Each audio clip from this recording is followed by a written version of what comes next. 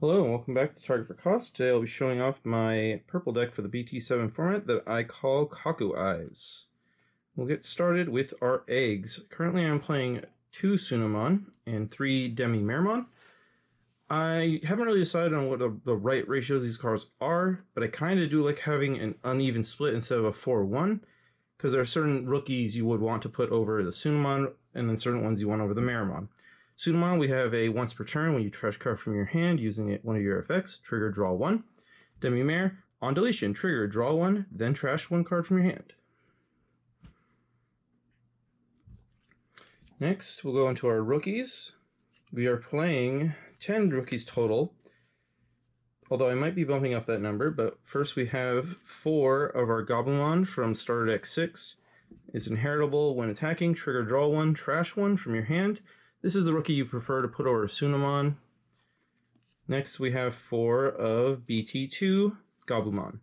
This is on deletion, trigger, draw 2, then trash 1 from your hand. This is one you would prefer over Demi-Mermon. Sometimes you don't get the option, you just play the rookie you got, but if you have the option, then you have a certain egg showing that is, you kind of take those preferences there. And our last rookie we're playing is 2 Gazimon. All turns, your opponent can't gain memory from their tamer, except by tamer effects. Gazimon is really good. I actually intend to bump it up, and I was playing the other 2 in my sideboard, and they often came in. I wasn't too sure how often people are really gaining memory, but the Pokemon is everywhere. You want to stop that memory gain. And the deck could go for another rookie or 2, and Gazimon's the only one I would throw in there. I wouldn't go over 12. If you're already playing 12, maxing all these out, you're good. Next is the most important cards of the package, is the champions. This deck is playing a total of, let's see, it is playing 18 champions. Super high count, but it makes sense when you see it all. First, we'll start with our Eyesmon Scatter Mode. Simple on deletion, draw 3, trash 2. Super busted card. You'll be seeing this in most purple builds for a long time to come. And in fact, the partner card of it being Eyesmon, we currently play at 4 of, and we'll only be playing at 4 of for about a month, because it's already getting limited to 1 for good reason. Because when this card is trashed from your hand using one of your effects, if Eyesmon Scatter Mode is in your trash, you may play this card without playing its memory cost. And then your turn, for every Eyesmon Scatter Mode in your trash, this Digimon gets 2000 DP. There's a good reason this card gets sent to 1, and even after being sent to 1, it still is really a menace. You getting that free card out is just not okay. Next, we go on to our Kaku package, going with 4 Ginkaku promotes. Usually, you used to play less than 4, but in this build, having a 4th one is super important because it functions as your 4 and kind of as a 5 to get your inheritables of your other 4s online. Most important part of it is that it is a rush. So when you bring it out, whether it's hard playing, bringing it out with an option from your trash, or just playing it on top of your rookies or Eyesmons that have brought out of the trash, you can attack that turn. Next is the on play. You may place 1 Kinkaku and or 1 Ginkaku from your trash under this card's evolution sources in any order. If you do, place 2 cards with this effect, you trigger draw 1 and gain 1 memory. Incredibly strong effect. They'll come up all the time. It's the point of the deck. To work with promote, we are playing 3 Ginkakumon. Is inheritable once per turn. When you trash a card from your hand using one of your effects, gain 1 memory. Used to be one of our better options, but at this build, it'll definitely come up, but not as often as you would think. So we're only playing 3. Next, we have 3 Kinkakumon. Is inheritable when attacking, you may trash 1 card from your hand to delete one of your opponent's level 3 Digimon. Super important card for the deck. Getting rid of people's memory-starving Digimon, as well as other rookies, incredibly strong. Sometimes being a 4 cost to hard play means even if you somehow brick while playing mulligan roll or not, it's okay to hard play this or scatter mode. So it makes it very consistent, very strong deck. And it's important to note, you can always activate the when attacking effect, even if your opponent doesn't have a rookie on board. So sometimes you'll just discard a card to be able to gain the memory from other methods, or to discard cards you want to discard. There's all of our champions of 18, and we'll go on to our level 5s, our ultimates. Currently, we are playing 2 Rebellion. It is a nice Digimon, really important for your decks like Eyesmon, things like that. So, when Digivolving, you trash one card from your hand to have this Digimon gain blocker and retaliation. And then all turns, this Digimon is also treated as black.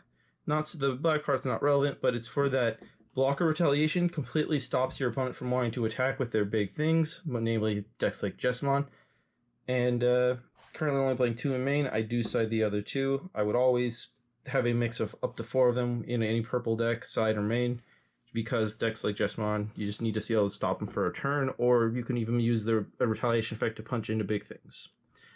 What's nice about this deck, since you bring out Eyesmon for free so often, he's pretty cheap to just be like, oh, free Eyesmon, boom, Rebellionmon, passing turn.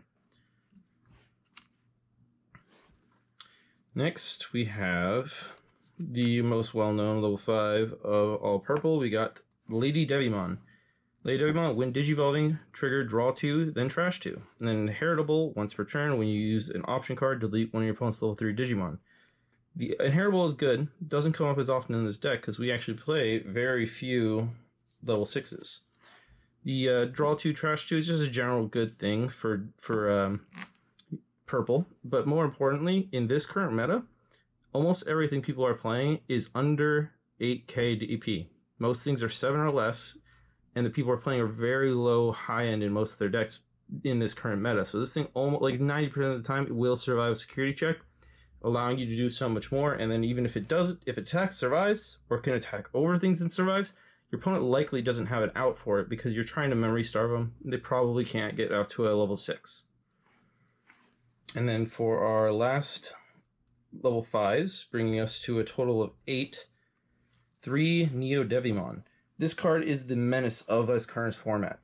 Just about every deck, other than this one and some rogue options, are going to really rely on their tamers. I know Eyesmon may not need tamers much, and that is probably the hardest matchup for this deck, but it is still pretty important for them to be able to have that tie tamer to get them to 3. And what's important about this thing is your opponent's turn, when an opponent plays a tamer, gain 3 memory. In a format where everyone's playing like 10 plus tamers and they can't get their plays started without them, you just put this on board, sit on it, and your opponent doesn't want to play anything. The inheritable is once per turn when an opponent's tamer becomes suspended, gain memory. That almost never comes up. That's not really important, but this card completely stops your opponent from doing just about anything. And ideally, you can get it on board and a Gazimon on board, and you just memory starve your opponent. You can actually get this set up if you have the proper setup, in which you have Eyesmon, scatter mode. You can get this out there on turn 2, and you've already won the game. Your opponent will have to use hard removal for it, giving you way too much memory, and this deck loves to play with a lot of memory. Next, we have our high end of the deck, our level 6s. Currently only 2 Lilith. No other level 6s, just the 2 Lilith. This deck has a lot of options. Lilith is amazing with that. And simply, when Digivolving, if you have 10 or more cards in your trash, you may return up to 2 of your purple option cards to your hand. And then once per turn, your turn, if you use an option card, gain 2 memory. We all know Lilith Loop. It's busted. The loop is not dead, but yeah, it's different. Things have changed. We do it differently now. If you don't have Lilithmons, the deck will function well with things like Titamon. The build would be a little bit different, but you don't, as you see, I only play 2. You see them when you want them. They're very much a late game play, and then if for some reason they're all in your security or some other thing, you have other methods to actually pull them out of your trash and be fine with that. And then we have only 1 level 7 of Omnimon Zwart. When Digivolving, trash top 3 cards of your deck, then you may play up to 2 of your black and or purple Digimon cards with a play cost of 8 or less from your trash without playing a memory cost. And then when attacking, you may return 1 level 6 Digimon card in this Digimon's sources to its owner's hand to delete one of your opponent's unsuspended Digimon with a play cost of 12 or less.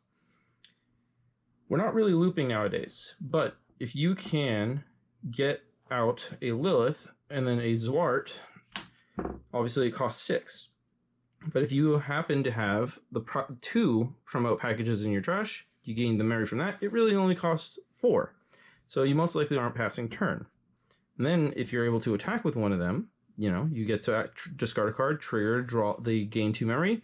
So really it only costed you 2 memory. And it brought out 2 attacks, a Zwart, so much pressure, and most likely a game finishing move. Now you might be thinking, how are we going to get to start out with 4 memory? Well, Lilith is busted. If you're able to go to Lilith without passing turn, you have guaranteed 4 memory. I'll put him over here. And no, go here. Next, we have our options. We are playing 9 options. Definitely a high count of options, but it makes sense because we can draw through our deck so fast. We're playing 4 Jack Raid. Usually you're only gaining 1 off it. If you can get up to 2 memory off of it, it's a simple gain 1 memory for every 10 cards in your trash. You'll have 10 very fast. You can get to 20 by the mid game. You likely won't have 30, but it can happen. It also has the security effect of gain 2 memory. So if you're able to starve your opponent, those are security, passing turns over, super strong. Next, we have a one of Calling from the Darkness. It's a new one for BT7, super good card. Main is a delete one of your Digimon, then return up to 2 of your purple Digimon cards from your trash to your hand. It's important to note, if you play the card, you have nothing on board, you don't have, you would still play it. You don't actually have to delete something. You could just return to the hand. That doesn't happen a lot in this deck, but it is relevant. The security effect is add this card to the owner's hand. Ideally, what you're doing is deleting something like a scatter mode and adding back 2 Eyesmons to get out free things. And then if you happen to have promotes in hand, you can evolve and attack and end games there. But this card, I'm currently only playing 1. I'm going to test bumping it up. But it also allows you to be okay with a low count of your Liliths, because this Lilith and this being in the same deck means you have an unending amount of Liliths until you deck out. And our final option, card that is truly busted, it kind of is underrated. We have Underworld Calling. Pre-release, there we go. Underworld Calling is a 4-cost option. When this card is trashed from your hand by one of your effects, you can trigger draw 1. That will come up pretty often in the early game. You'll trash maybe 1 or 2 of them, letting you see through your deck faster. And then because you only need a few of them really to get things going, and Lilith brings them back as many as you need. The main effect though is play 1 purple level 4 or lower Digimon card from your trash without playing its memory cost. Ideally, again, promote. You bring out promote for the cost of 4. You have the other 2 engrave. You get to gain 1 memory, draw 1 card, so really it only costed 3. Likely that doesn't pass your turn. You can attack, discard a card, gain a memory, so really it only costed you 2. The most memory efficient and arguably the most powerful effect efficient rush in the game. It allows this deck to function similar to your hybrid decks where they're able to bring out Digimon and attack in the turn, and your opponent has no way to out them because they were safe. They were tamers. Here, I'm bringing them out of trash. They're safe. You couldn't do anything to them. I can just bring out 1 attack. Bring out a 2nd attack, attack. I don't care if you have options on security check. It is just so incredibly strong. And then our final 2 cards of the deck are 2 tamers, arguably the weakest 2 cards of the deck, ones that I will probably be cutting. We have 1 Matt Ashida and 1 Analog Youth. The Analog Youth is on play, reveal the top 3 cards of your deck, add 1 Digimon card amongst them to your hand, trash the remaining cards, and then all turns when one of your level 5 or higher Digimon cards with individual sources is deleted, you may suspend this tamer. If you do, gain 1 memory, then hatch 1 Digi-Egg to an empty space in your breeding area. It's not bad. The search isn't necessary nowadays, but it is not bad. And I actually kind of like the whole level 5 dying with source, gaining a memory, because ideally in the early game you're going to starve your opponent out with your Neo Devis, and the Neo Devis won't be hard played. They'll be on top of an Eyesmon or something else, so you're able to gain that memory and likely pass turn earlier than they'd prefer. So Youth might still be good in the deck, not totally sure. Now Matt is a start a turn. If you have 2 or fewer memories, set your memory to 3 tamer of 4-cost play, as most of them do that, if not all. On play, return 1 purple Digimon card or option from your trash to your hand. I put this in because I felt like I needed to have at least 1 purple tamer if somehow my board's clear, I have no eggs, and I need to be able to play options to get things going.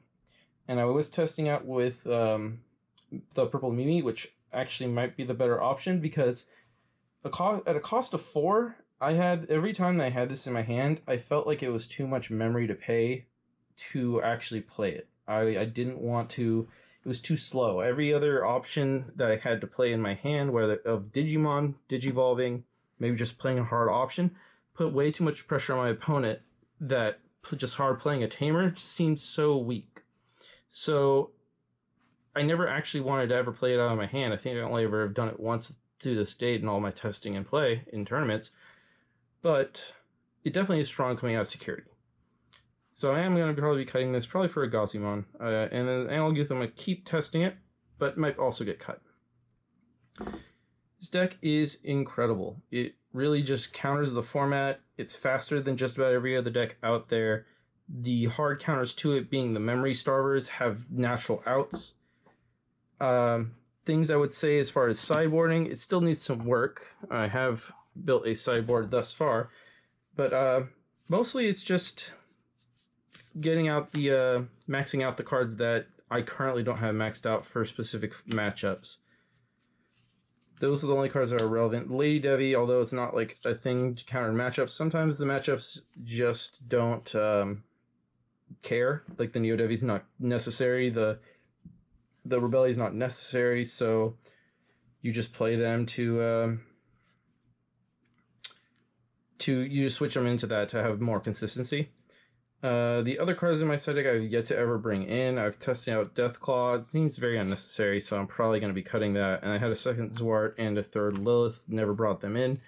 Things I am considering putting in their place are probably not going to be purple cards. Likely Takumi Aiba to help with your Tribumon matches. Because I at the moment I was thinking, oh, people aren't really doing much with rookies, and then Tribumon is quite a good deck. Maybe some red cards. I don't think it's necessary to have the red package for the delicate plan, since we're really only attacking for one check with most things. It just seems unnecessary. And yeah, that's the deck. I want people to test this out and play it, because I do think it is the best deck in the format and has a high chance of winning DigiFest. Unfortunately, I will not be making it to that. I can't travel out to Texas at the moment. But test this out, play it, realize that it is insane. And don't forget, target for cost.